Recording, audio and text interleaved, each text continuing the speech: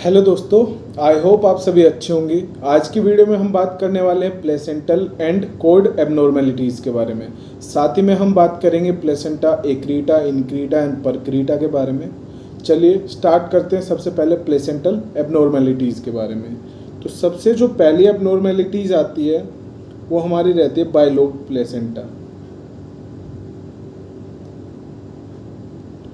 Bilobe placenta, इसमें क्या रहता है, two equal size of lobe present रहती है। ठीक है, two equal size of lobes are present. ये देखिए, इसका दूसरा नाम बाइपार्सिएट भी है। इसका जो इंसिडेंस रहता है वो 2 to 8% रहता है। 2 to 8% इंसिडेंस। ठीक है, अम्बिलिकल कोड में इंसर्टेड इन ईदर लोब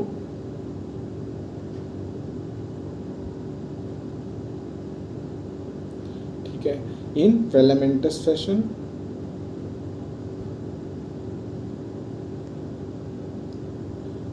और इन बिटवीन लोब्स।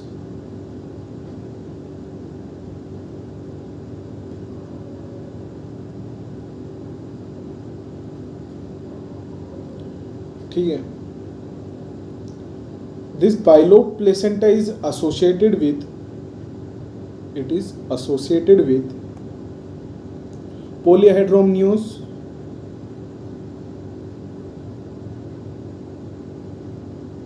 या फिर अब्रप्शन।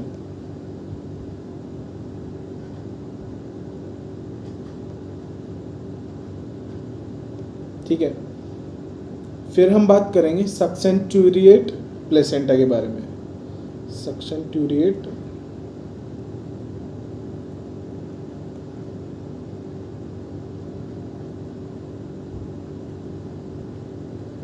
जैसे कि बाइलोब प्लेसेंटा में देखा कि जो दोनों लोब थी वो सेम साइज की थी। इसमें सक्सेंटुरिएट प्लेसेंटा में जो एक लोब रहती है वो बड़ी रहती है और जो दूसरी रहती है वो क्या छोटी रहती है। तो one or more small lobes,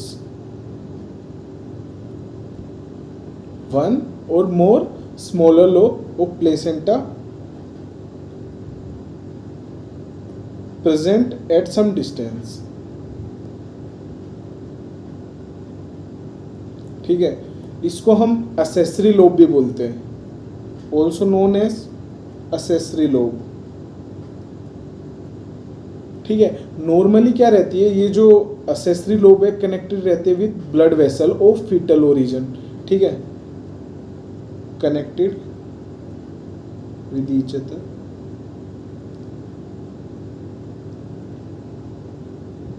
with the help of vessels,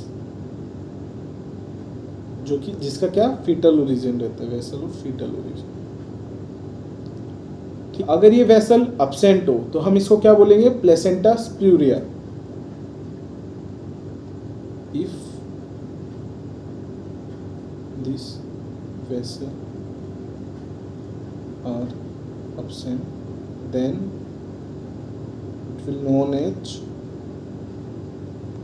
it will known as placenta स्प्यूरिया।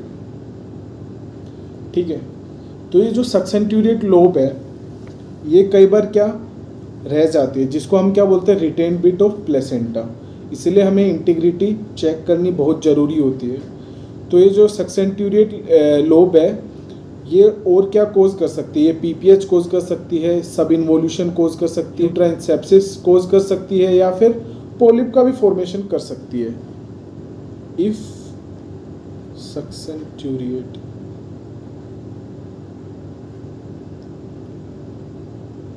lobe is retained, it may lead to first postpartum hemorrhage, subinvolution of uterus,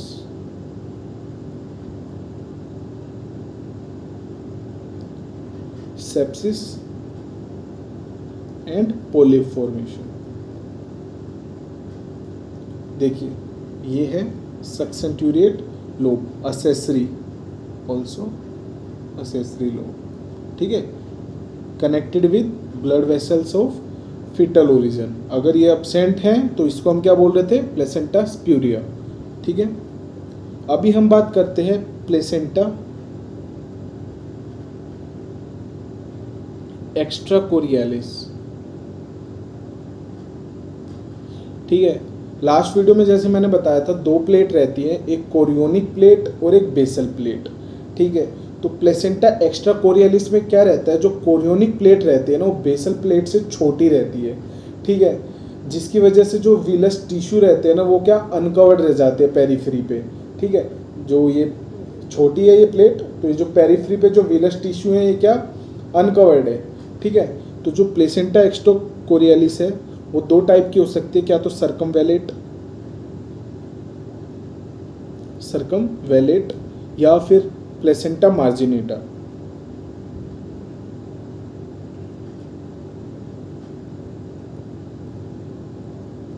ठीक है, सर्कमवेलेट प्लेसेंटा या फिर प्लेसेंटा मार्जिनेटम। क्या इसका लिखते हैं प्लेसेंटा एक्स्ट्राकोरियलिस का मतलब क्या रहता है, chorionic plate smaller than the basal plate, ठीक है। सर्कमवेलेट प्लेसेंटा में क्या है, सेंटर में क्या डिप्रेशन देखने को मिलता है फीटल सरफेस पे, तो ये दो एरिया में डिवाइड हो जाती है। एक तो सेंट्रल जो डिप्रेस्ड जोन है वो जो दूसरा है वो हमारा क्या थिकन्ड वाइट रिंग, ठीक है। इस फोटो में देखेंगे हम, ये क्या सर्कमवेलेट प्लेसेंटा, जिसमें क्या है एक सेंट्रल डिप्रेस्ड एरिया, दूसरा हमारे क्या पेरिफेरी में रिंग, ठीक है, thickened white ring, central depressed area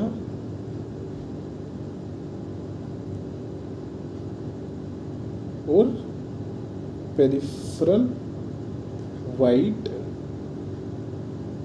तो ये जो वाइट रिंग है ये क्या है, डबल फोल्ड ऑफ कोरियोन, ठीक है,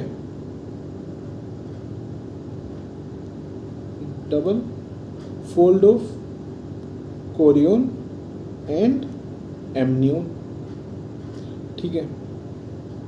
तो जो सर्कमवेलेट प्लेसेंटा है ये क्या इंक्रीज करता है चांसेस ऑफ, इट इंक्रीजेस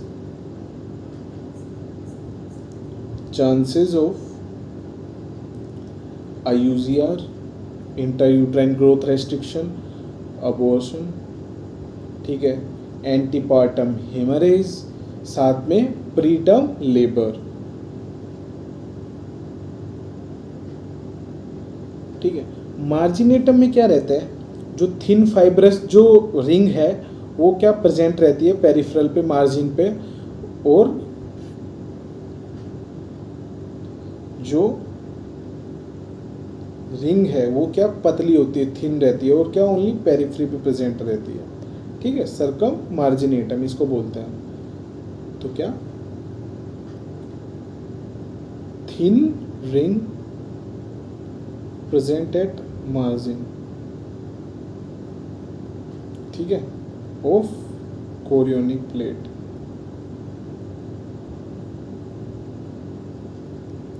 ये हमने क्या प्लेसेंटल एबनॉर्मेलिटीज के बारे में बात की। अब हम कोड एबनॉर्मेलिटीज के बारे में बात करेंगे। कोड एबनॉर्मेलिटीज, तो जो कोड एबनॉर्मेलिटीज है ना उसमें सबसे पहले हम देख सकते हैं एबनॉर्मल कोड लेंथ, ठीक है, एबनॉर्मल कोड लेंथ। तो एबनॉर्मल कोड लेंथ, तो सबसे पहले अगर आपको याद होगा मैंने बताया था नॉर्मल कोड रहती है हमारी 40 से 60 सेंटीमीटर, ठीक है, नॉर्मल कोड लेंथ 40 से 60 सेंटीमीटर। तो देखो 40 से 60 है नॉर्मल, तो क्या तो इससे छोटी हो सकती है या फिर इससे बड़ी। छोटी है तो हम इसको क्या बोलेंगे, शॉर्ट कोड। अगर इससे बड़ी है तो हम क्या, लॉन्ग कोड। तो क्या, short code and long code.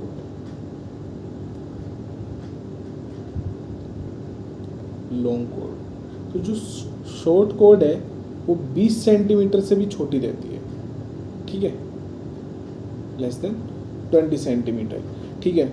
और ये जो लॉन्ग कोड है ये 60 सेंटीमीटर से लेके 300 सेंटीमीटर तक इतनी बड़ी हो सकती है, यानी 3 मीटर तक, ठीक है, अप टू 300 सेंटीमीटर,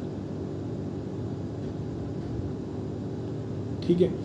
फिर अगर शॉर्ट कोड है तो उसके क्या क्या नुकसान हो सकते हैं। देखो, अगर नॉर्मल कोड की लेंथ है तो क्या, जब फीटस डिसेंड हो रहा होता है तो उसे कोई प्रॉब्लम नहीं आती, आराम से डिसेंड कर जाता है। बट अगर छोटी कोड है तो बेबी को डिसेंड होने में दिक्कत आएगी। तो this will prevent the descend of baby in labour, ठीक है। और अगर छोटी कोड है तो उसकी वजह से एक्टिव इन्वर्जन हो सकता है यूट्रस का, ठीक है। और क्या, IUGR हो सकता है, इंट्रायूट्राइन ग्रोथ रेस्ट्रिक्शन हो सकता है,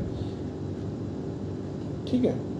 जो लॉन्ग कोड है उसकी क्या कॉम्प्लिकेशन हो सकती है। तो सबसे पहले क्या, तो कोड प्रोलैप्स हो जाएगा, ठीक है। कोड प्रोलैप्स के बारे में बाद में बात करेंगे, जैसे ओकल्ट प्रोलैप्स आता है, कंप्रेशन आता है, ये अलग से एक वीडियो में बात करेंगे, ठीक है। तो क्या, कोड प्रोलैप्स हो सकता है, या फिर कोड इंटेंगलमेंट हो सकता है, ठीक है, या फिर false knot and true knots देखने को मिलती है। तो increase chance of cord prolapse,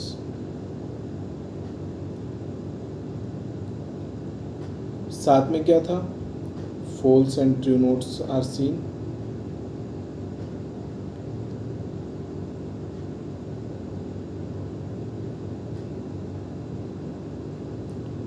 code entanglement,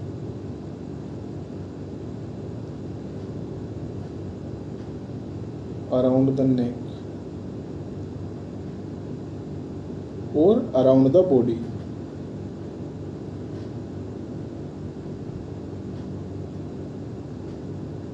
ठीक है। जो फॉल्स नोट होती है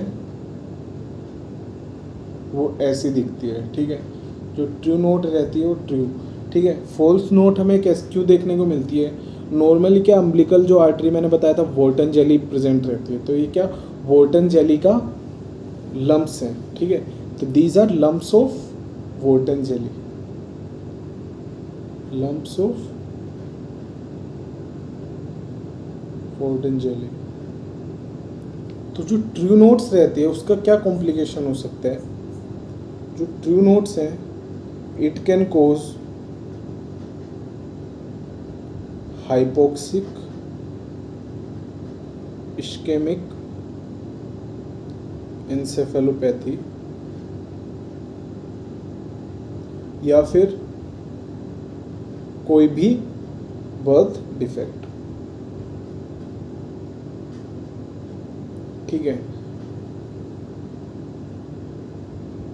ये किसकी वजह से, ट्रू नोट्स की वजह से हो रहा है। फिर हम बात करते हैं अगली कोड एबनॉर्मेलिटी के बारे में, जो कि है सिंगल अम्बिलिकल आर्टरी, ठीक है, सिंगल अम्बिलिकल आर्टरी, ठीक है। तो ये क्या, this is a developmental defect, this is a developmental defect,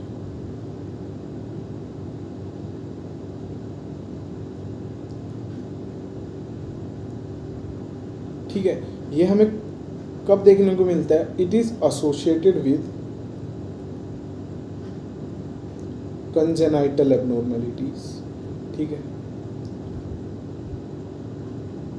associated with congenital malformation of fetus. Single umbilical artery नाम ही बता रही है, नॉर्मली क्या 2 आर्टरी प्रेजेंट होती है, बट इसमें क्या 1 आर्टरी ही प्रेजेंट रहेगी, 1 मिसिंग रहेगी। कुछ ऐसा अपीयरेंस देखने को मिलेगा, ठीक है, सिंगल अम्बिलिकल आर्टरी, ठीक है। और क्या है, जो सिंगल अम्बिलिकल आर्टरी है, इट में increase the chances of prematurity, ठीक है, या फिर IUCR करवा देगी, इंट्रायूट्राइन ग्रोथ रेस्ट्रिक्शन करवा देगी, या फिर पेरीनेटल मोर्टेलिटी।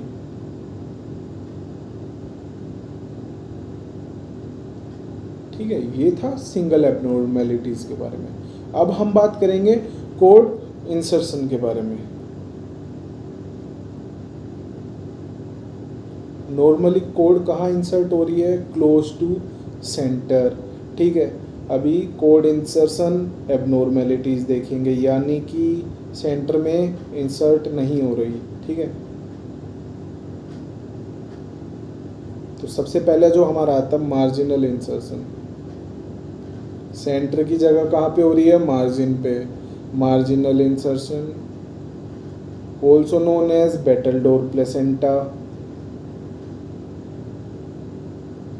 ठीक है। कुछ इस तरीके से दिखेगा ये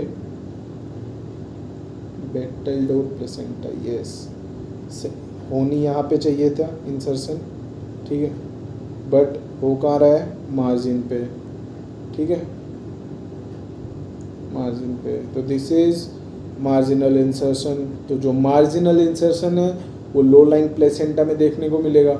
वहाँ पे क्या कोड कंप्रेशन के चांस इंक्रीज हो जाते हैं, ठीक है, वेजाइनल डिलीवरी में, और क्या कर देंगे, फीटल हाइपोक्सिया या फीटल एनेक्सिया कर देंगे, और डेथ भी हो सकती है, ठीक है। मेलिसिन इन low lying placenta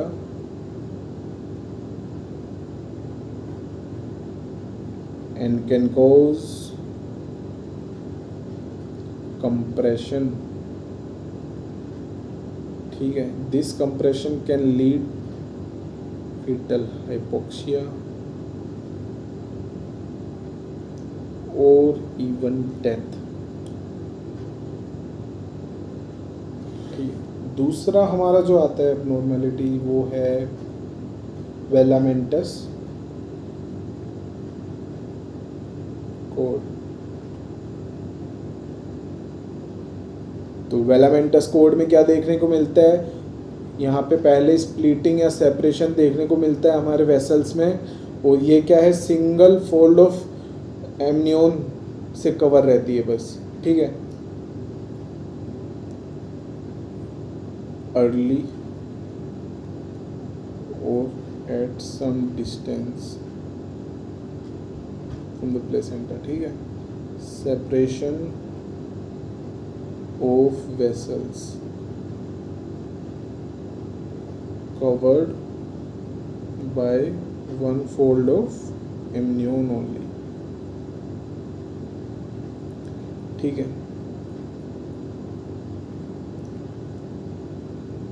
तो वेलामेंटस कोड ना वैसा प्रीविया करवाती है, वैसा previa,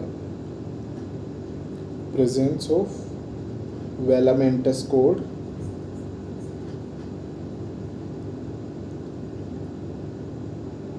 near the internal os. तो presence of velamentous cord near the internal os, तो जब बच्चा डिसेंड करेगा, ये इंटरनल ओस है जब, और वेलामेंटस कोड ऐसे है, अगर ये बच्चा डिसेंड करेगा तो क्या इन वेसल को रप्चर कर देगा, ठीक है, जिसकी वजह से क्या, पेनलेस ब्लीडिंग।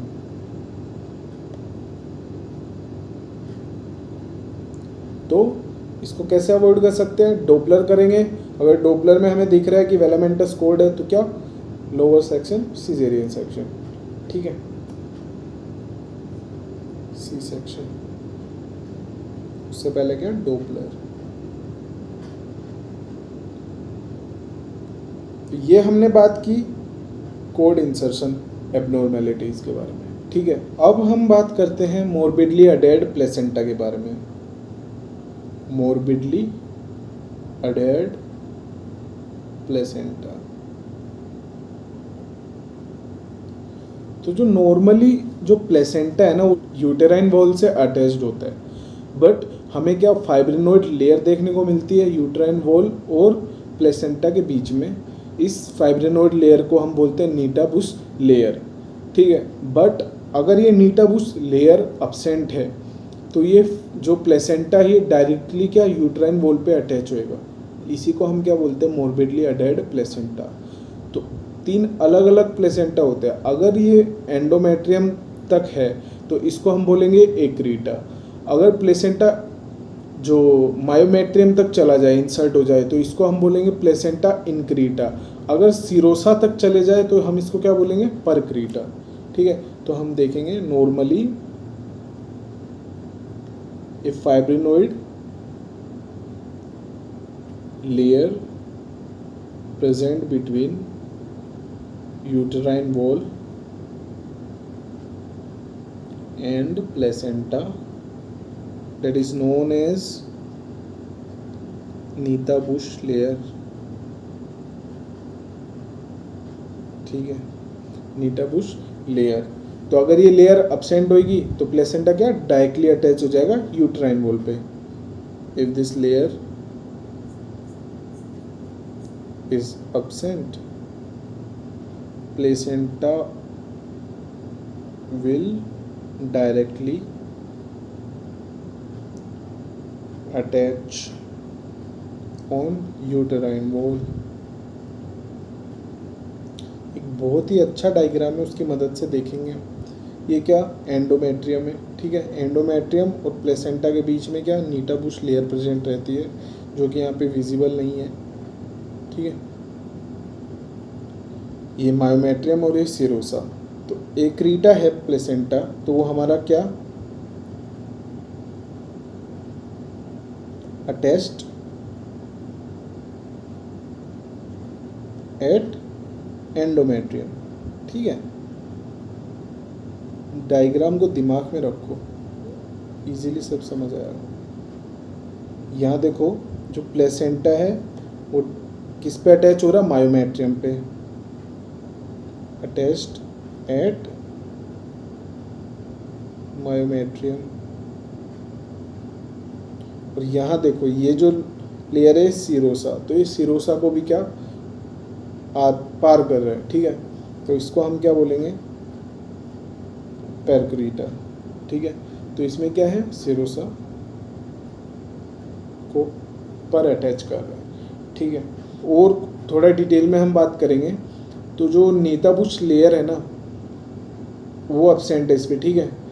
तो अब ये प्लेसेंटा हमारा अटैच हो रहा है डायरेक्ट मायोमेट्रियम पे, तो मायोमेट्रियम में क्या और ब्लड वेसल देखने को मिलती है।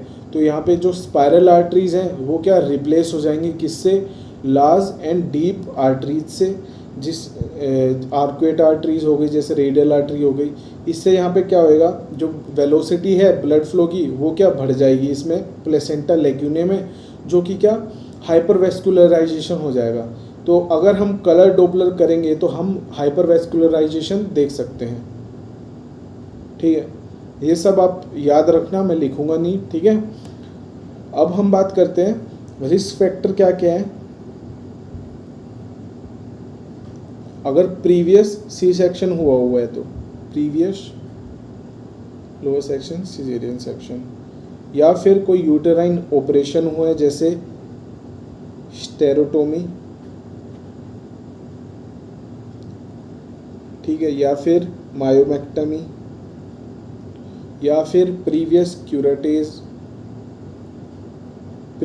क्यूरेटास, ठीक है।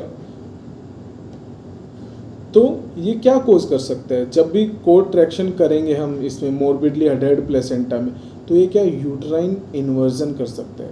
तो यूट्राइन इन्वर्जन देखेंगे तो यूट्राइन इन्वर्जन क्या होता है, turning inside out of the fundus into the uterine cavity.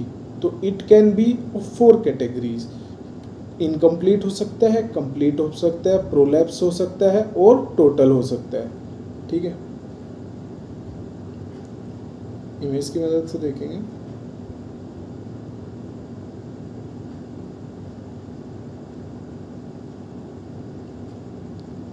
Uterine inversion, तो turning out of fundus into uterine cavity can be of 4 type and also like 4 degrees. तो जो first है वो इनकम्प्लीट है,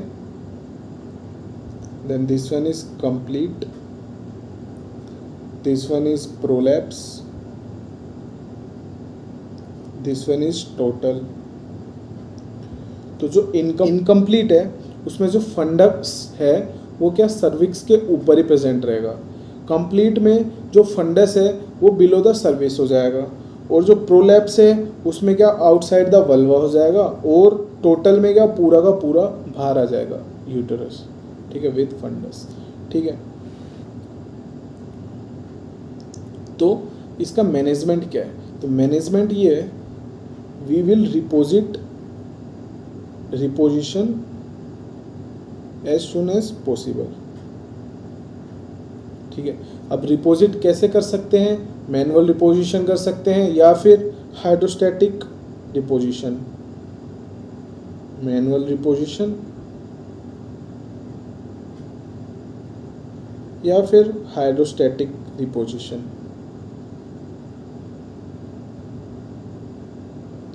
ठीक है। मैनुअल अगर सर्जिकल का पूछे हमसे तो सर्जिकल में आता है Huntington and Haultain method, Huntington and, ठीक है। होलिशन में क्या करते हैं? रिसेक्शन कर देते हैं जो कॉन्स्ट्रक्टेड बैंड होते हैं उनका, ठीक है, रिसेक्शन ऑफ कॉन्स्ट्रिक्टिंग बैंड। और होलिशन में क्या क्लैंप लेते हैं, क्लैंप से खींच के उसको वापस से रिपोजिट करते हैं, ठीक है। तो अगर कभी भी रिपोजिशन करेंगे ना तो सबसे पहले टोकोलाइटिक्स देंगे। टोकोलाइटिक्स क्या करेगा? यूट्रस को रिलैक्स करेगा, ठीक है, रिलैक्स करेगा। उसके बाद हम इसको क्या रिपोजिट करेंगे, रिपोजिट करने के बाद क्या ऑक्सीटोक्सिन देंगे, ठीक है। उसके बाद इसको अवॉइड कैसे किया जाए इन्वर्जन को?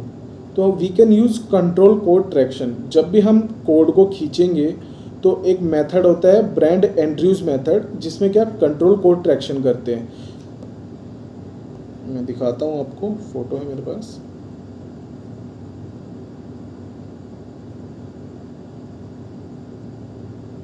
तो ये देखिए, प्लेसेंटा को हम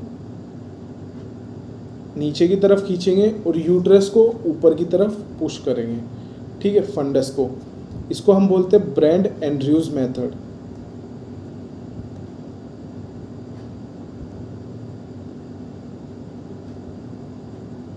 और कंट्रोल्ड कोड। अब बात हो ही रही है प्लेसेंटा की, तो जो साइन क्या रहते हैं प्लेसेंटा, तो साइन क्या होता है प्लेसेंटल सेपरेशन के? तो सबसे पहले क्या हमें गश ऑफ ब्लड देखने को मिलेगा प्लेसेंटल सेपरेशन में। साथ में हमें जो अम्बिलिकल कॉर्ड है वो लेंथ हो जाएगी, बड़ी हो जाएगी साइज में, ठीक है। या फिर यूट्रस है वो जो ऊपर की तरफ आ जाएगा एब्डोमेन में, या फिर यूट्रस है जो राउंड हो जाएगा, राउंड शेप में, ठीक है। ये क्या है? Science of placental separation. साथ में बात करेंगे जो प्लेसेंटा है नॉर्मली क्या थर्ड स्टेज में बाहर आता है, 15 मिनट लगते हैं, ठीक है। अगर active management of third stage of labour कर रहे हैं तो सिर्फ 5 मिनट लगेंगे सेपरेशन में प्लेसेंटा के, ठीक है। अगर प्लेसेंटा 30 मिनट तक ना आए बाहर तो हम उसको बोलते हैं retained placenta. Don't confuse retained placenta with retained bit of placenta, ठीक है। रिटेन्ड बिट ऑफ प्लेसेंटा में क्या कोटलीडन्स प्रेजेंट होते हैं, वहाँ पे प्लेसेंटा पूरा नहीं, ठीक है। और सेपरेशन देखेंगे तो प्लेसेंटा का सेपरेशन 2 तरीके से होता है, सेंट्रल सेपरेशन और मार्जिनल, ठीक है। मोड्स ऑफ प्लेसेंटा सेपरेशन,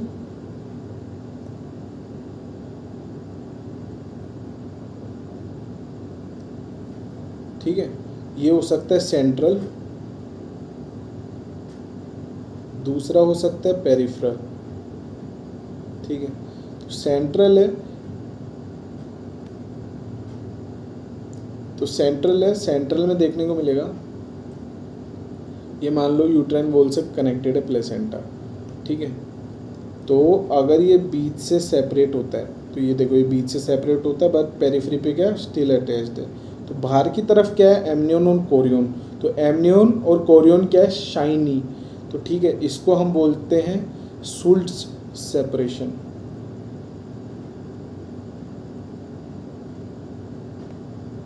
ठीक है, पेरिफ्री, अब देखेंगे अगर ये पेरिफ्री से डिटैच हो गया बट सेंटर से स्टिल अटैच्ड है, तो ये क्या बाहर की तरफ क्या दिखेंगे हमें, कोटिलीडन्स।